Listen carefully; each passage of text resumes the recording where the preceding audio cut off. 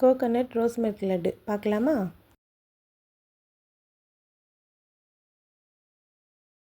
பவுலில் ஒரு cup desiccated coconut add பண்ணிக்கோங்க.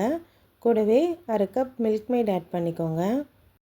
ட்ரை ஃப்ரூட்ஸை குட்டி குட்டியாக கட் பண்ணி ஆட் பண்ணிக்கோங்க. ரோஸ் மில்க் எசன்ஸும் ஆட் பண்ணிக்கோங்க. எல்லாமே ஆட் பண்ணிவிட்டு நல்லா இந்த மாதிரி மிக்ஸ் பண்ணி விட்டுருங்க. கீயும் ஆட் பண்ணி அதையுமே நல்லா மிக்ஸ் பண்ணி விட்டுருங்க. எல்லாமே நல்லா மிக்ஸ் ஆனதுக்கப்புறம் இந்த மாதிரி குட்டி குட்டியாக லட்டு செஞ்சு எடுத்து வச்சுருங்க.